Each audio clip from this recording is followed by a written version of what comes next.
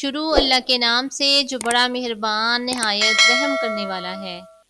قوم لوط جنہوں نے ایسی برائی کو ایجاد کیا جو ان سے پہلے دنیا میں کسی قوم نے نہ کی تھی، ایسی بدکاری جس کی مثال تاریخ میں کہیں نہیں ملتی۔ اس قوم نے ایسا کیا کام کیا تھا اور ان کا کیا انجام ہوا؟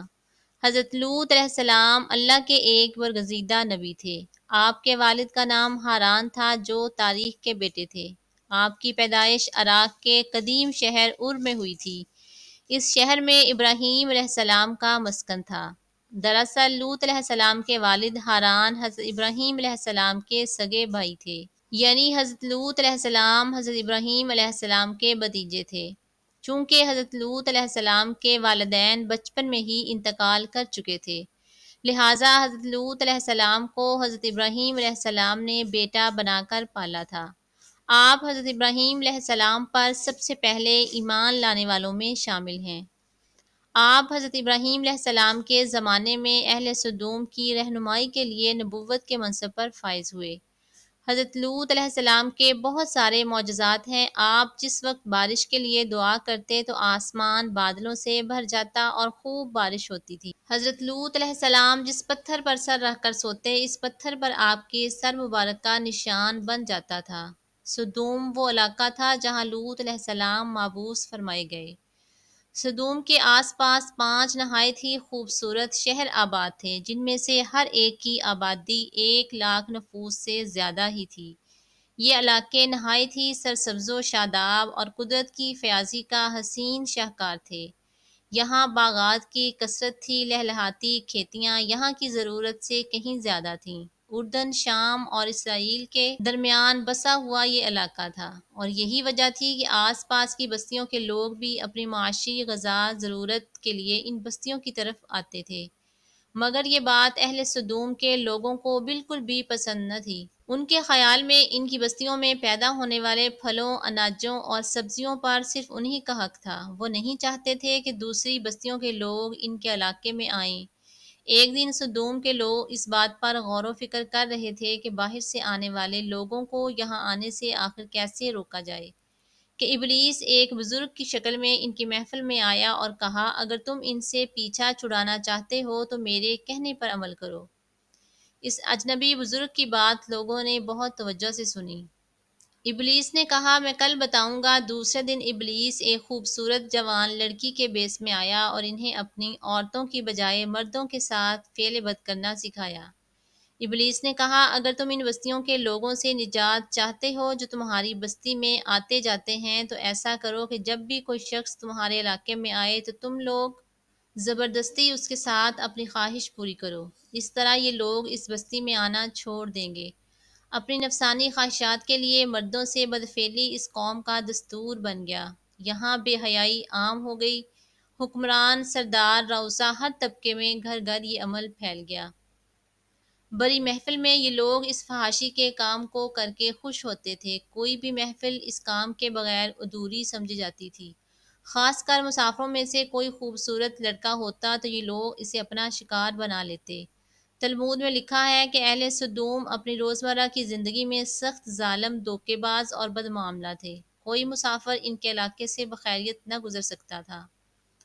کوئی غریب ان کی بستیوں سے روٹی کا ایک ٹکڑا تک نہ پا سکتا تھا۔ بارہا ایسا ہوتا کہ باہر کا آدمی ان کے علاقے میں پہنچ کر فاقوں سے مر جاتا، اور یہ اس کے کپڑے اتار کر اس کی لاش کو برہنہ دفن کر دیتے۔ اپنی وادی کو انہوں نے ایک باغ بنا رکھا تھا جس کا سلسلہ میلوں تک پھیلا ہوا تھا۔ اس باغ میں وہ انتہائی بے حیائی کے ساتھ علانیہ بدکاریاں کیا کرتے تھے۔ حضرت لوط علیہ السلام نے انہیں توحید کی دعوت دی اور بدکاری کے اس گھنونے عمل سے توبہ کرنے کا حکم دیا۔ حضرت لوط علیہ السلام نے کہا، تم بے حیائی کیوں کرتے ہو؟ کیا تم عورتوں کو چھوڑ کر مردوں کی طرف مائل ہوتے ہو؟ حقیقت یہ ہے کہ تم احمق لوگ ہو۔ حضرت لوط علیہ السلام اہل سدوم کو دن رات واعظ و نصیحت کیا کرتے، لیکن قوم پر اس کا کوئی اثر نہ ہوا، بلکہ وہ بہت فخریہ انداز میں یہ کام کرتے تھے۔ انہیں حضرت لوط علیہ السلام کا سمجھانا بھی برا لگتا تھا، لہٰذا انہوں نے صاف صاف کہہ دیا کہ اگر تم ہمیں اسی طرح برا کہتے رہے اور ہمارے کاموں میں مداخلت کرتے رہے تو ہم تمہیں اپنے شہر سے نکال دیں گے۔ ایک وقت آیا کہ انہوں نے خود ہی عذاب الہی کا مطالبہ کر دیا۔ اللہ تعالیٰ نے اب تک ان کے اس بدترین فحاشی اور بدکاری کے باوجود ڈیل دے رکھی تھی، لیکن جب انہوں نے حضرت لوط علیہ السلام سے ایک دن کہا کہ اگر تم سچے ہو تو ہم پر عذاب لے آؤ، لہٰذا ان پر عذاب الہی کا فیصلہ ہو گیا۔ اللہ نے اپنے خاص فرشتوں کو دنیا کی طرف روانہ کر دیا۔ پھر یہ فرشتے حضرت لوط علیہ السلام کے گھر تشریف لے آئے۔ حضرت لوط علیہ السلام نے جب ان خاص خوبصورت نوعمر لڑکوں کو دیکھا تو سخت گھبراہٹ اور پریشانی میں مبتلا ہو گئے۔ انہیں یہ خطرہ محسوس ہوا کہ اگر ان کی قوم کے لوگوں نے انہیں دیکھ لیا تو نہ جانے وہ ان کے ساتھ کیا سلوک کریں گے۔ حضرت لوط علیہ السلام کی بیوی کا نام وائلہ تھا، اس نے آپ پر ایمان نہ لایا تھا اور وہ دراصل منافقہ تھی، وہ کافروں کے ساتھ تھی، لہٰذا اس نے جا کر اہل سدوم کو یہ خبر دے دی کہ لوط کے گھر نوجوان لڑکے مہمان ٹھہرے ہوئے ہیں۔ یہ سن کر بستی والے دوڑتے ہوئے آئے، حضرت لوط علیہ السلام کے گھر پہنچے۔ حضرت لوط علیہ السلام نے کہا، اے قوم، جو میری قوم کی لڑکیاں ہیں یہ تمہارے لیے جائز اور پاک ہیں، اللہ سے ڈرو اور مجھے میرے مہمانوں کے سامنے رسوا نہ کرو، کیا تم میں سے کوئی بھی شائستہ آدمی نہیں؟ حضرت لوط علیہ السلام کی بات سن کر وہ لوگ بولے، تم بخوبی واقف ہو کہ ہم تمہاری بیٹیوں سے کوئی حاجت نہیں رکھتے، اور جو ہماری اصل چاہت ہے اس سے تم بخوبی واقف ہو۔ قوم لوط کے اس بے شرمانہ جواب سے اندازہ لگایا جا سکتا ہے کہ وہ فعل بد میں کس حد تک مبتلا ہو چکے تھے۔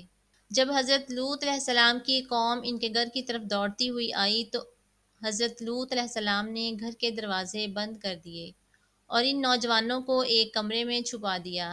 ان بدکار لوگوں نے آپ کے گھر کا گھراؤ کیا ہوا تھا اور ان میں سے کچھ لوگ آپ کے گھر کی دیوار پر چڑھنے کی کوشش کر رہے تھے۔ حضرت لوط علیہ السلام اپنے مہمانوں کی عزت کے خیال سے بہت زیادہ گھبرائے ہوئے تھے۔ فرشتے یہ سب منظر دیکھ رہے تھے۔ جب انہوں نے حضرت لوط علیہ السلام کی بے بسی اور پریشانی کا یہ عالم دیکھا تو حقیقت سے پردہ اٹھاتے ہوئے یوں فرمایا، اے لوط، ہم تمہارے رب کے بھیجے ہوئے فرشتے ہیں، یہ لوگ ہرگز تم تک نہیں پہنچ سکیں گے، ابھی کچھ رات باقی ہے، تم اپنے گھر والوں کو لے کر چل دو اور تم میں سے کوئی شخص پیچھے مڑ کر نہ دیکھے۔ اہل سدوم حضرت لوط علیہ السلام کے گھر کا دروازہ توڑنے پر بضد تھے، لہٰذا حضرت جبرائیل علیہ السلام نے گھر سے باہر نکل کر اپنے پر کا ایک کونا انہیں مارا، جس سے ان سب کی آنکھوں کے ڈیلے باہر نکل آئے اور بصارت زائل ہو گئی۔ یہ خاص عذاب ان لوگوں کو پہنچا جو حضرت لوط علیہ السلام کے پاس بدنیتی سے آئے تھے۔ حضرت لوط علیہ السلام حقیقت حال جان کر مطمئن ہو گئے اور اپنے گھر والوں کے ساتھ رات ہی کو نکل کھڑے ہوئے۔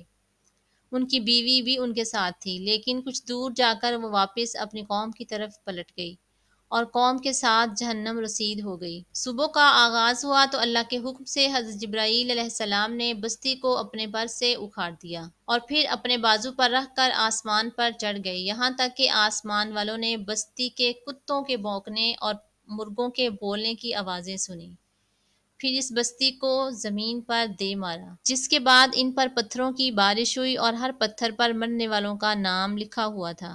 جب یہ پتھر ان کو لگتے تو سر پاش پاش ہو جاتا۔ صبح سویرے شروع ہونے والا یہ عذاب اشراق تک پوری بستی کو نیست و نابود کر چکا تھا۔ قوم لوط کی ان خوبصورت بستیوں کو اللہ نے ایک انتہائی بدبودار جھیل میں تبدیل کر دیا، جس پانی سے رہتی دنیا تک کوئی فائدہ نہیں اٹھایا جا سکتا۔ سمندر کے اس خاص حصے میں کوئی جاندار مچھلی، مینڈک وغیرہ زندہ نہیں رہ سکتے، اس لیے اسے ڈیڈ سی یعنی بحر مردار کہا جاتا ہے، جو اسرائیل اور اردن کے درمیان واقع ہے۔ ماہرین آثار نے 10 سالوں کی تحقیق و جستجو کے بعد اس تباہ شدہ شہر کو دریافت کیا۔ تحقیقات سے یہ پتہ چلتا ہے کہ اس شہر میں زندگی بالکل ختم ہو چکی ہے۔ اس شہر کے راستے اور کھنڈرات کو دیکھ کر آرکیالوجسٹ نے یہ اندازہ لگایا کہ جب یہ شہر تباہ ہوا تو اس وقت لوگ روزمرہ کے معمولات کے کاموں میں مشغول تھے اور یہاں زندگی اچانک ختم ہو گئی تھی۔